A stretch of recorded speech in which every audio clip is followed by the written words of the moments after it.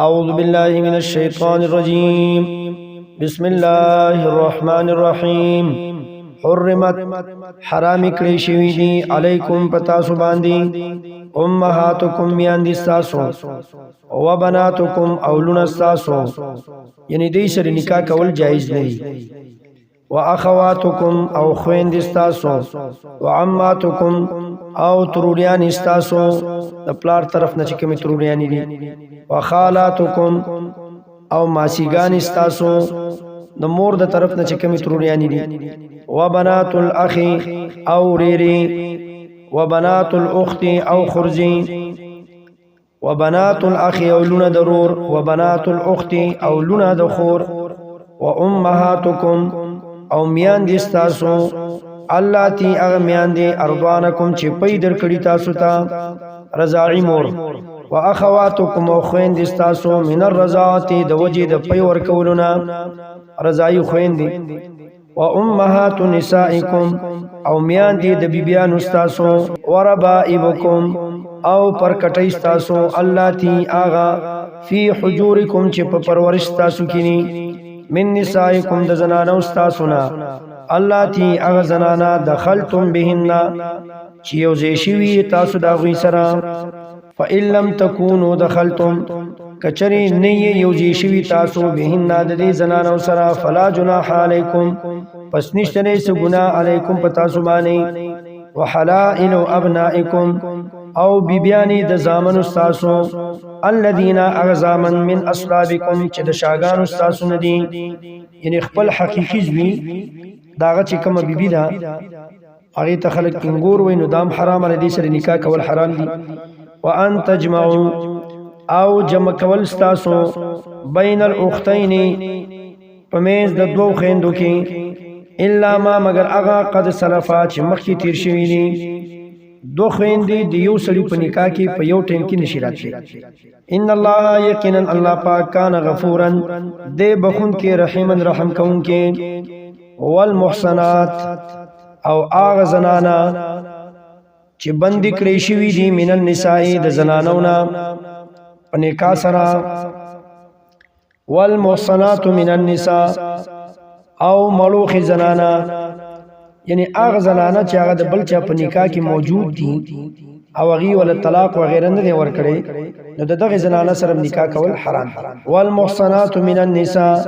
او ملوخ زنانا دام حرام کړی شوی دي الا ما مگر اغا زنانا ملکت ایمانکم چې مالکان دي په خیلا سنستاسو کتاب الله حکم د الله علیکم لازم دی پتا سو باندې او احل لكم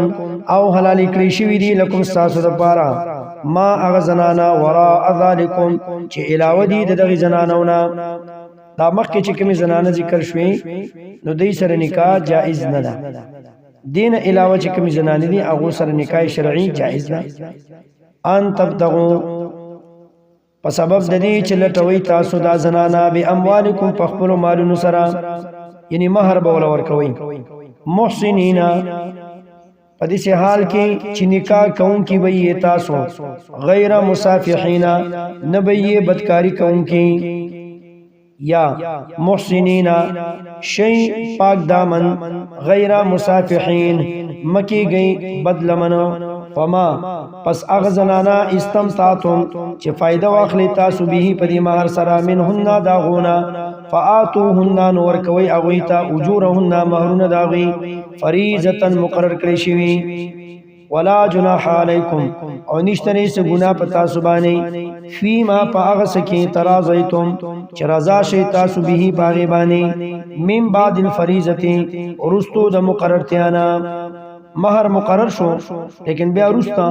خزا په خپل خوخه باندې خاوند ته سمافیو کینو هغه جائز دی ان الله یقینا الله پاک کان علیما دی پوها حکیم حکمت والا ومن لم یستطيع سوق چې نلری منکم تاسونا طولا طاقت اين کې حاد نکاح کولو المحصنات المؤمنات د آزاد مؤمنو زنانو سره دلته د محصنات مراد آزاد زنانه د آزاد مؤمنو زنانو سره فمما پس نکاح دیو کی دا غزنانو سرا ملکت چې مالکان دی بی ایمانکم خیلاسون استاسو من فتیاتکم د وینځو ستاسونا المؤمنات چې مؤمن دي والله او الله پاک عالم خوف هدی بی ایمانکم په ایمان ستاسو باندې بعضکم بعض ستاسو من بعض د جنس د بعضو ندي فانکحوهن پس نکاح کوي د دې وینځو سره باذن اهلهن په اجازه د مالکانو د دیو واتوهن او ور کوي دي زنانو ته اجورهن مہرونه د دوی بالمعروف پنی کی طریقې سره محسناتنا نکاح کوونکی وي غیر مصافحاتنا نوی دا زنانا زنا کوونکی ولا متخذاتی او نوی نیون کی دا زنانا اخدان پټ ملګری فاذا احسننا پس کلا چې بندی کړی شي دا زنانا په نکاح سره فاذا احسننا پس کلا چې نکاح وکړي شي د زنانو سره فإن اتینا بفاحشتنا پس کچرته وکي دی بدکاری علیهن پس بدی زنانو باندې بوي نصف ما نیم د هغه علی المحصنات چې په آزادو زنانو باندې دا من العذاب د سزانا یعنی آزاد زنانه چې بدکاری وکي نو هغه ته سزا ملاويږي خو چې کله وینځه بدکاری وکي نو هغه ته هم سزا ملاويږي خو هغه به د آزاد زنانو د سزا نه نیمه ذالک دا حکم د وینځو سره د نکاح کولو حکم ذالک دا حکم لمن دا غچا د پاره دی خشیا چیریږي العنتا د بدکارینا منکم استاسنا وان تصبروا او صبر کول استاسو خیر لکم دا غور دي استاسو د پاره